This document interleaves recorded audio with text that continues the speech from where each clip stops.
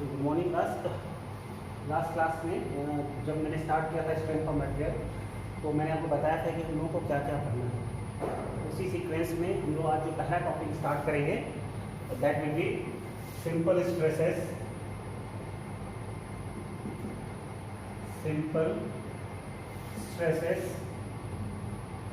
And strengths. Okay, तो simple stresses और strengths start करने से पहले जरा इसका ओरिजिन समझ लेते हैं हम लोग कि इसकी ज़रूरत कहाँ पे आई और हम लोग क्यों इसे पढ़ते हैं। तो जैसा कि आपको पता है कि इंजीनियरिंग मैकेनिक्स जो है,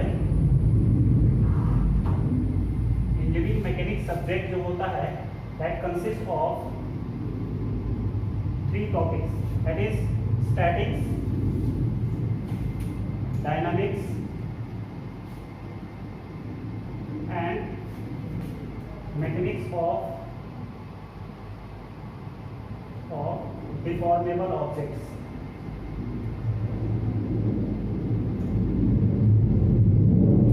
ये स्टैटिक्स और डायनामिक्स वाला पार्ट जो है आपने ऑलरेडी 4th सेमेस्टर में देखा होगा, इंजीनियरिंग मैकेनिक्स नाम से ही था वो। बट ये किस पे एप्लीकेबल होता है आपका? This is applicable to rigid bodies. Last class में बताया था आपको रिजिड बॉडीज क्या होती हैं। जब हम रिजिड बॉडीज की बात करते हैं तो हम लोग केवल एक्सटर्नल इफेक्ट्स की बात करते हैं। एक्सटर्नल इफेक्ट मीन्स अगर मेरे पास ये डस्टर है तो इस डस्टर को मैं यहाँ पे एक फोर्स अप्लाई करता हूँ तो ये कितने मोमेंटम से आगे जाएगा, इसकी वेलोसिटी कितनी होगी, कितनी दूर जाएगा, क्या हाइट ये अचीव करेगा, इन सब चीज़ों के बारे में बात करते हैं। वो डायनेमिक्स वाला पार्ट होता है। और वो अलग बात है, डायनेमिक्स में भी 2 पार्ट आते हैं, काइनेटिक्स और काइनेमेटिक्स। उसके डिटेल में मैं नहीं जाऊँगा। स्टैटिक्स का मतलब क्या है? अगर ये डस्टर यहाँ पर रखा हुआ है तो इस पर रिएक्टिव फोर्स जो जनरेट हो रहा है वो क्या होगा, या फिर इसको बैलेंस करने के लिए कितना रिएक्टिव फोर्स चाहिए होगा, इन सब की बात करते हैं हम लोग यहाँ पे। लेकिन ये सब बात करते समय हम लोग ये ध्यान देते हैं, इस बात को केवल कंसीडर करते हैं कि ये ऑब्जेक्ट का नेचर कैसा है। इस ऑब्जेक्ट का नेचर कैसा है, मतलब ये रिजिड बॉडी की तरह इसको ट्रीट कर रहे हैं या डिफॉर्मेबल बॉडी की तरह ट्रीट कर रहे हैं। तो रिजिड बॉडीज का मतलब कि अगर आप उसके ऊपर कोई फोर्स अप्लाई करते हो तो उसके जो कोई भी 2 पॉइंट्स हैं या कोई भी 2 मॉलिक्यूल्स हैं उनके बीच का रिलेटिव पोजीशन जो है चेंज ना हो, या फिर चेंज हो भी तो उसका इफेक्ट इस एनालिसिस में नहीं आती है, मैं उसको कंसीडर नहीं करता हूँ। बट मैकेनिक्स और डिफॉर्मेबल बॉडीज में क्या होता है कि इन 2 पॉइंट्स के बीच की जो रिलेटिव डिस्टेंस है वो चेंज होती है under action of applied external forces, और वहीं से कॉन्सेप्ट आपका आता है स्ट्रेस और स्ट्रेन का। तो स्ट्रेस समझने के लिए मैं एक छोटा सा एग्जांपल लेता हूँ। सब कुछ पहले ये आपके पास एक प्रिज्मेटिक बार है, ये आपका एक प्रिज्मेटिक बार है, इसको मैं 3D बनाता हूँ।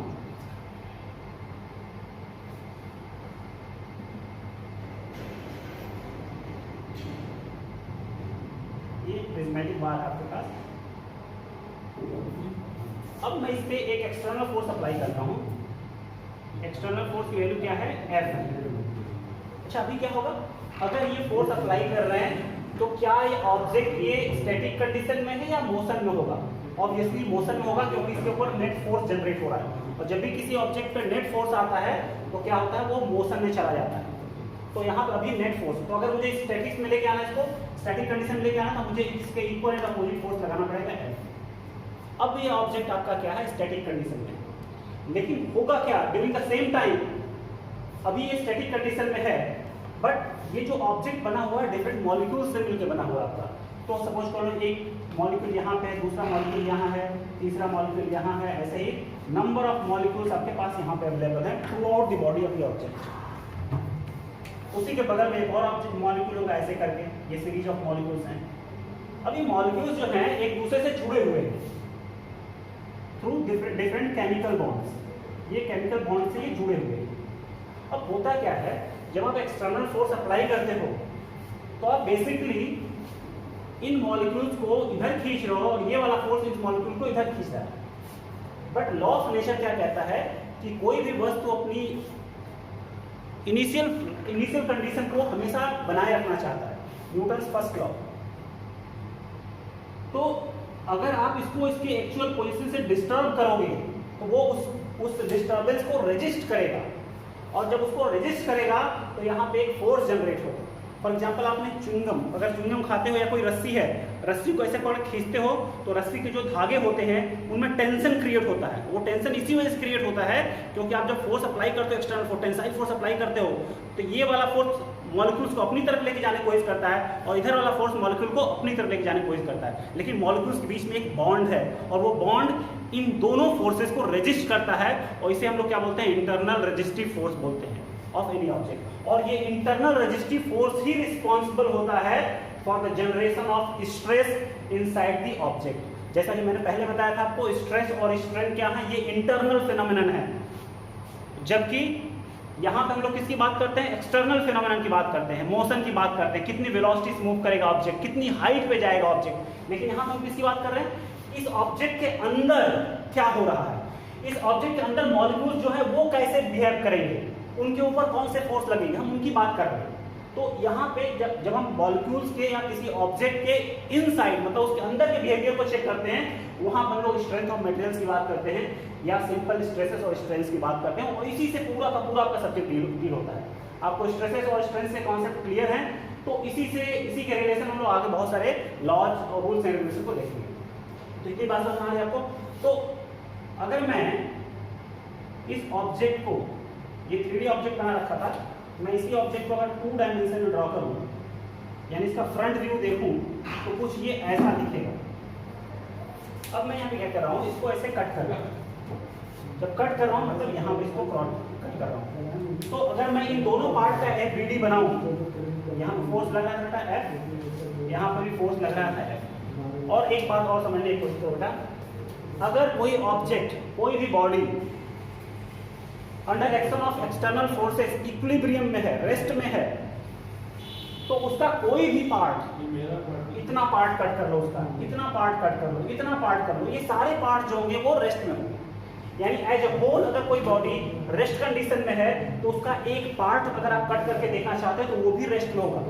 ठीक है, तो अगर मैं इसको 2 पार्ट में कट करूं तो ये वाला पार्ट जो है, लेफ्ट साइड वाला पार्ट, ये भी रेस्ट में होगा और राइट वाला पार्ट जो है ये भी रेस्ट में होगा।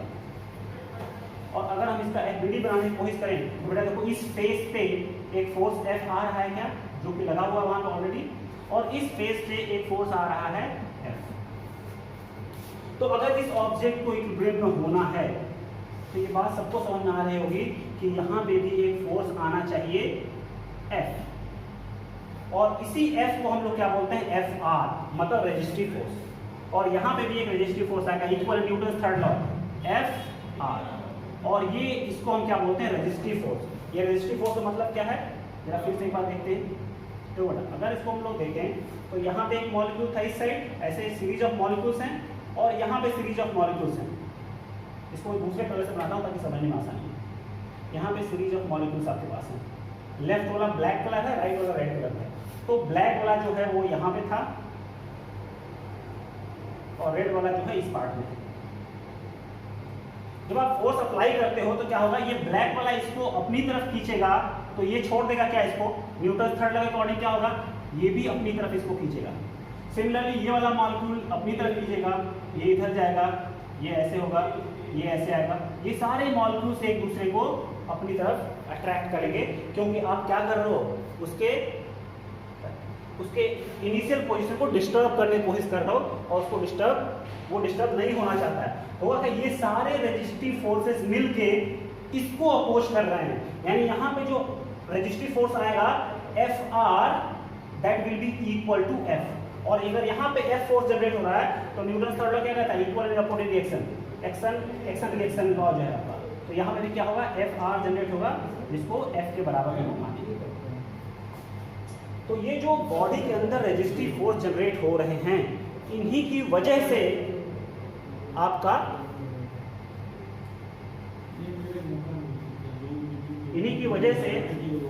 आपका स्ट्रेस डेवलप होता है ना। लेकिन ये क्या है, ये इंटरनल रेजिस्टिव फोर्स है। लेकिन आपको पता है स्ट्रेस का यूनिट क्या होता है, what is stress? Stress is force upon area, but stress is not force upon area, it is resistive force upon area.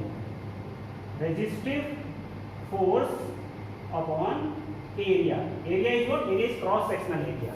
तो स्ट्रेस को जो हम लोग डिनोट करते हैं वो सिग्मा से, sigma stress is FR that is resistive force divided by, और हमें पता है this FR is what, FR is equal to F divided by. तो अगर हम इसकी यूनिट की बात करें तो फोर्स यूनिट क्या होती है बेटा, SI यूनिट की बात करें फोर्स यूनिट न्यूटन, और एरिया की SI यूनिट क्या होती है, मीटर स्क्वायर। तो फोर्स स्ट्रेस यूनिट क्या होगी, न्यूटन पर मीटर स्क्वायर, और इसको हम लोग किससे नोट करते हैं, पास्कल भी बोलते हैं इसको, जो कि प्रेशर की भी यूनिट होती है ना। तो स्ट्रेस की यूनिट क्या होगी बेटा, स्ट्रेस की यूनिट होती है पास्कल। तो साथ में हम लोग ये भी देख लेते हैं कि किलो पास्कल क्या होता है, मेगा पास्कल क्या होता है, और गीगा पास्कल क्या होता है। किलो का मतलब क्या हो जाएगा, 10 टू पावर 3 सबको पता है, मेगा मतलब 10 टू पावर 6, और गीगा मतलब 10 टू पावर 9 पास्कल। क्लियर है। तो स्ट्रेस मुझे लगता है सबको क्लियर हो गया होगा। Stress is what, it is measure of internal resistive force developed inside an object when it is exposed to external forces. Clear है की बात। तो अगर स्ट्रेस क्लियर है तो हम लोग आते हैं स्ट्रेन पे। तो स्ट्रेन क्या होता है जरा समझने की कोशिश करते हैं। इसी ऑब्जेक्ट में अगर ये रिजिड बॉडी नहीं है, ये डिफॉर्मेबल ऑब्जेक्ट है आपका, और इसकी जो इनिशियल लेंथ है बेटा L है, मान लेते हैं इसकी इनिशियल लेंथ कितनी है, L है। तो after application of this force F, this length L will be changed, और कितना चेंज होगा, बहुत स्मॉल चेंज आता है, क्योंकि डिफॉर्मेबिलिटी होती है जो वो बहुत ज़्यादा नहीं होती, इलास्टिक परफेक्टली इलास्टिक नहीं है।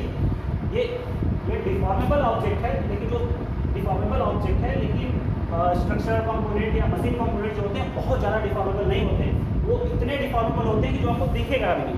जैसे ये मार्कर है, मार्कर मैंने फोर्स अप्लाई किया, डिफॉर्म हुआ, लेकिन आपको फील नहीं हुआ कि डिफॉर्म हुआ है। तो वो डिफॉर्मेशन जो होता है वो बहुत कम होता है। तो after application of this force the length of this prismatic bar will be change to L plus del L. Del L is what? Del L is change in length. F आपका वही है, वही फोर्स लग रहा है। तो strain जो होगा, strain will be change in dimension, change in dimension divided by original dimension, original dimension. Dimension इसलिए बोल रहा हूं मैं क्योंकि यहाँ पे भी मैंने लेंथ की बात की है। कभी कभी आपको इस विड्थ के बारे में बोला जा सकता है, कभी कभी इस हाइट के बारे में बोला जा सकता है।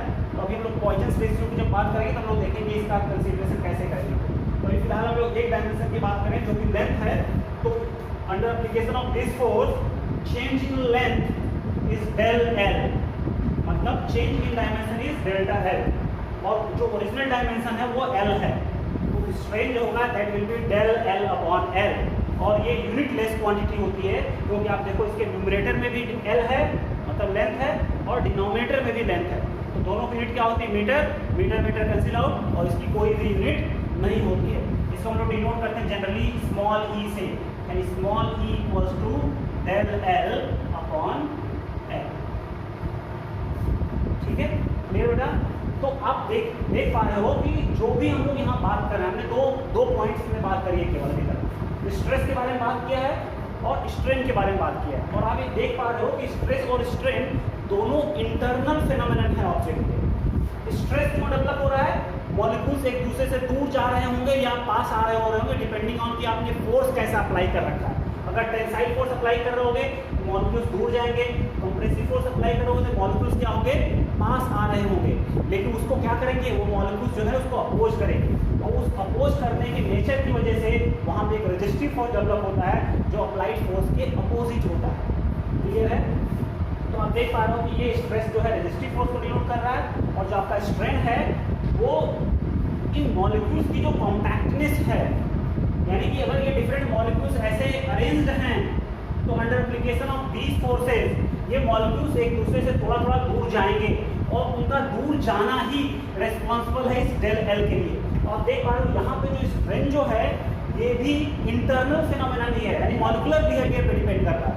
तो हम कह सकते हैं strain and stress both are internal phenomenon of an object under application of an external force। तो आप समझ गए होंगे stress is what, Stress is resistive force upon area. Strain is what? Change in dimension divided by actual dimension, that is del L upon L. अब हम लोग देखते हैं जरा कि अगर ये दोनों इंटरनल फिनोमेना हैं तो इनके बीच में जरूर कोई न कोई रिलेशन होगा, बिल्कुल है। और वो रिलेशन किसने दिया था? आप सबको पता हो, ट्वेल्थ में देखा होगा, हुक्स लॉ के बारे में आपने पढ़ा होगा। हुक्स लॉ जो है उसने बताया कि स्ट्रेस और स्ट्रेन जो हैं एक दूसरे से रिलेटेड हैं।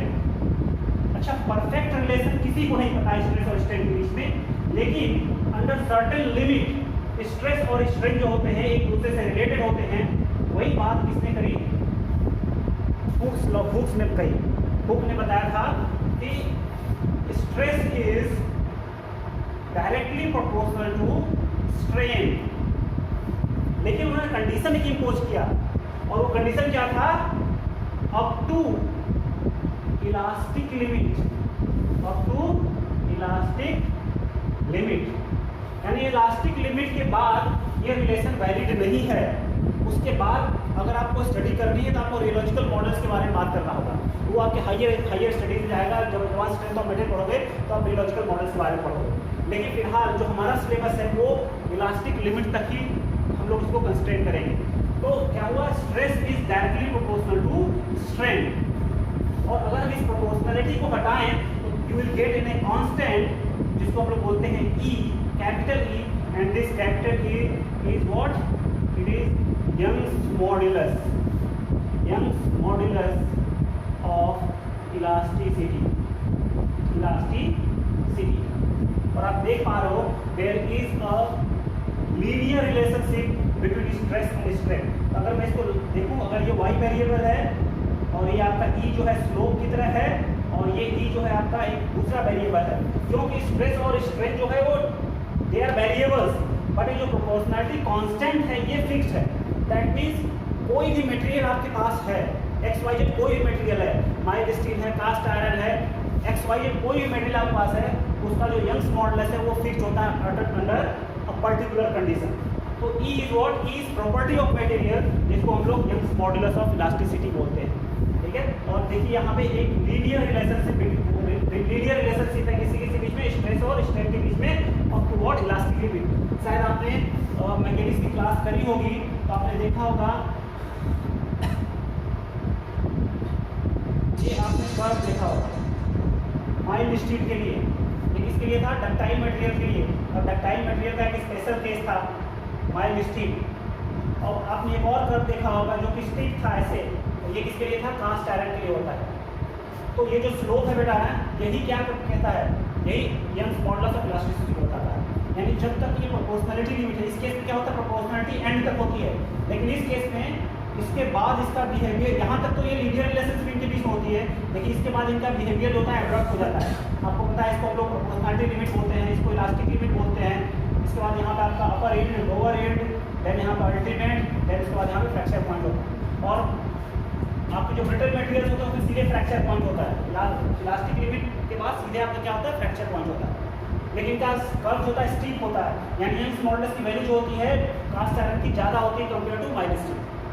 ब्रिटल मटेरियल की जो यंग्स मॉडुलस है वो डक्टाइल मटेरियल के यंग्स मॉडुलस से ज़्यादा होता है। इसको आप देख सकते हैं यहाँ पे, क्योंकि देखो इसका स्लोप जो है कम है, इसका स्लोप जो है वो ज़्यादा है, और स्लोप क्या शो कर रहा है? आपका Young's modulus of elasticity show कर रहा है।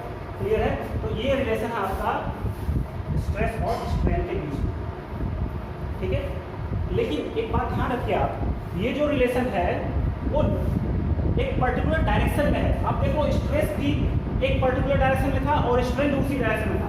फिर से मैं वो डायग्राम बना देता हूँ आपको।